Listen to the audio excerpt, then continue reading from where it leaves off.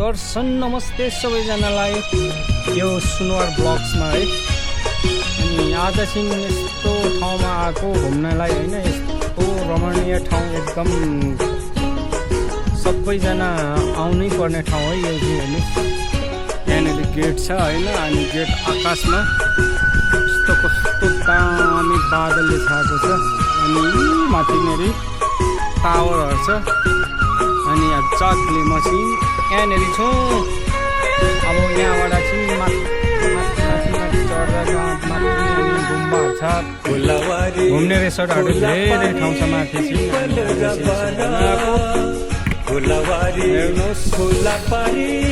म तपाईँहरूलाई सबै ठाउँहरू देखाउँदै जान्छु।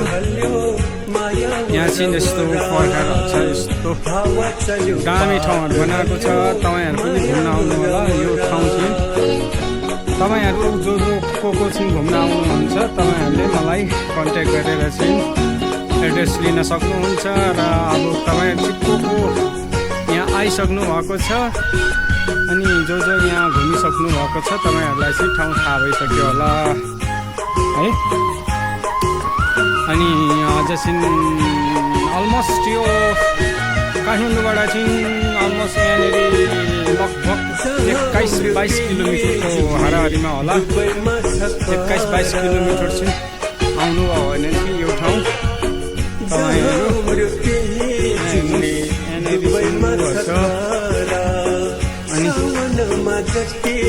तपाईँहरूलाई विशेष गरी भन्नुपर्दा यो चाहिँ हामी चाहिँ यता के भन्छ यो थली पानी थली हुँदै कटेर चाहिँ आउनुपर्छ यो ठाउँ चाहिँ। अनि अब यताबाट गयो भने तल अब धेरै पिकनिक रेस्टुरेन्टहरू, पिकनिक पार्कहरू त्यस्तो उयोहरू छ। अनि यहाँनिर देखिहाल्नु हो।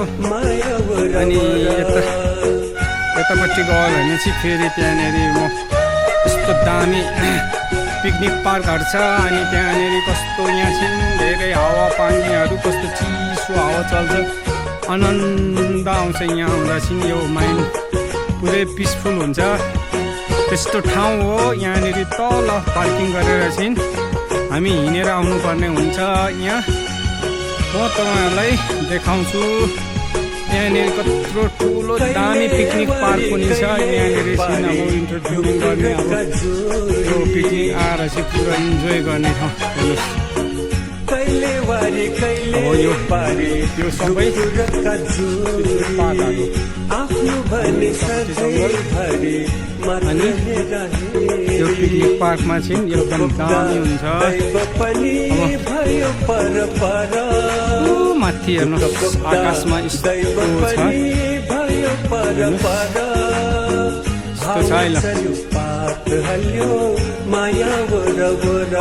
अनि यो ठाउँमा चाहिँ तपाईँहरू जो कोही आउन चाहनुहुन्छ भने मलाई मेसेज गर्नु होला इनबक्समा। म तपाईँहरूलाई एड्रेस बताउँछु या त म तपाईँहरूलाई गाइड गरेर लिएर आउन सक्छु।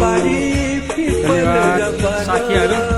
यो चाहिँ सेकेन्ड एपिसोडमा चाहिँ अब तपाईँहरूलाई फेरि यता माथिपट्टि देखाएँ। अब तलबाट आउने अनि माथिपट्टि सबै देखाइदिन्छु तपाईँहरूलाई है।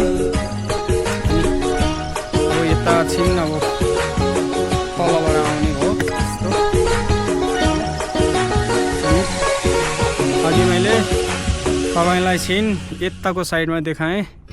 अब अर्को साइड भन्नाले चाहिँ अब तपाईँलाई कहाँनिर देखाउँछु भने यता चाहिँ अब अहिले जाउँला होइन। अब चाहिँ म तपाईँलाई यो साइडतिर देखाउँछु।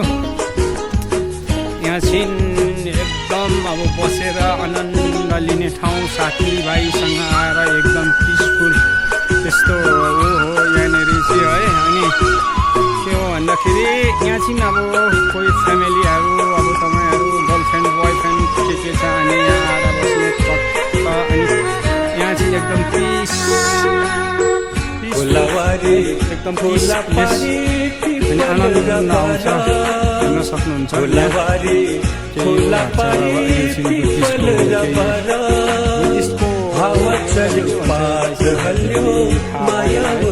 तपाईँहरूलाई जसलाई थाहा छ कमेन्टमा लेख्न सक्नुहुन्छ। अनि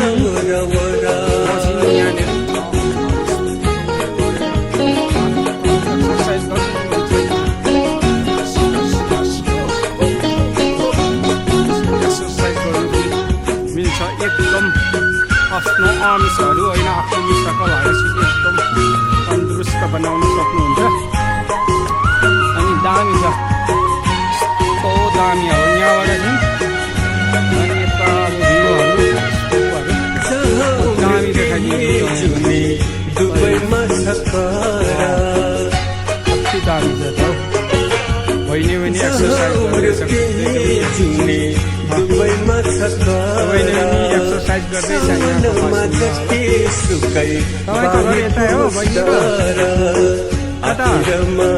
पानी खाना भाइलाई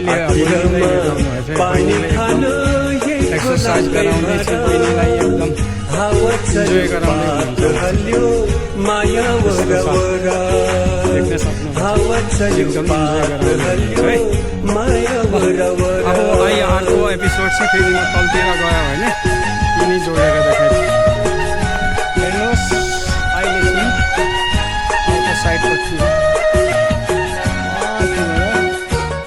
तल झर्दै यहाँनिर धेरै तल पनि छ अनि फाइनली तपाईँलाई अब यहाँ माथि चढ्ने छ एउटा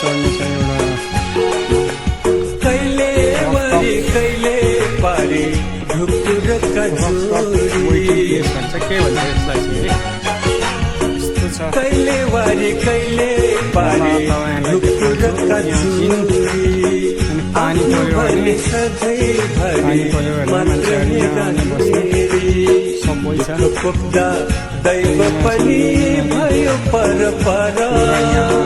दुःख पुग्दा दैव पनि भयो पर माया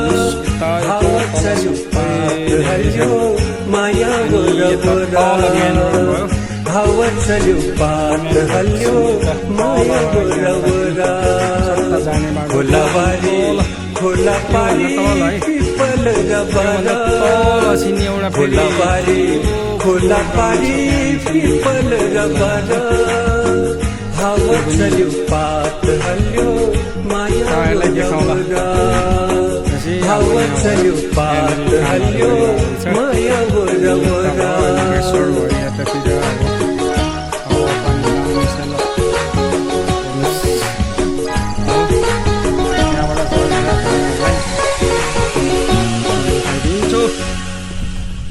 अनि यहाँबाट सट्टै झरेपछि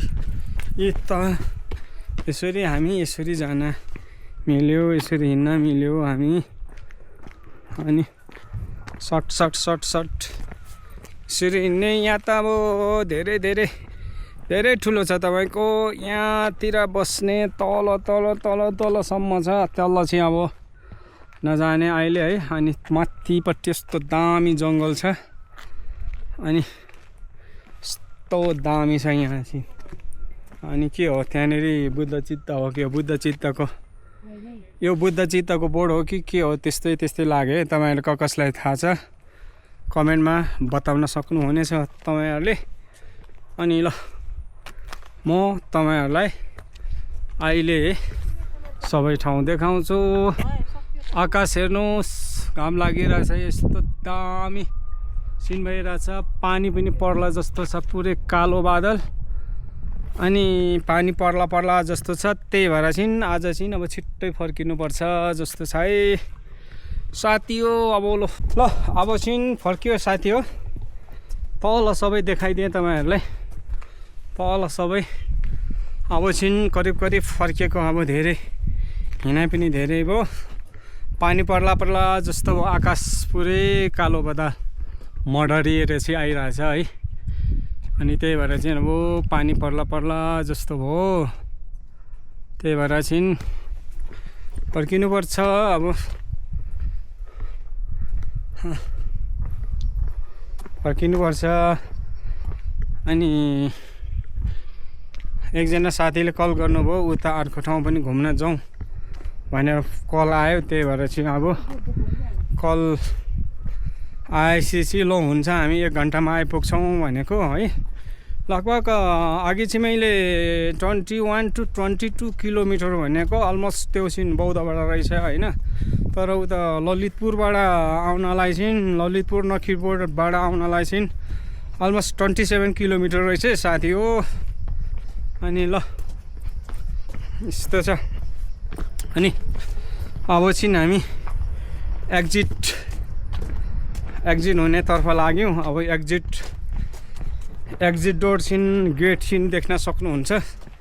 यो खोइ शहीद स्मारक के पार्क रहेछ। यो छिन् गणेशमान शहीद स्मारक पार्क रहेछ। That is the main gate for the exit है। अनि हामी चाहिँ एक्जिट हुँदैछौँ। कस्तो रहेछ साथी हो ल घुम्ने पार्क चाहिँ कस्तो रहेछ एकदम पिसफुल। यस्तो ठाउँमा आएर चाहिँ 1 घन्टा जति चाहिँ बस्यो भने मेडिटेसनहरू गर्नु पर्दैन। एकदम पिस हुन्छ माइन्ड पनि है। एकदम आनन्द आउँदो छ क्या। त्यही भएर अब चाहिँ हामी एक्जिट हुँदैछौँ ल। तपाईँहरू जसले हेरिसक्नुभयो तपाईँहरूलाई धेरै धेरै धन्यवाद।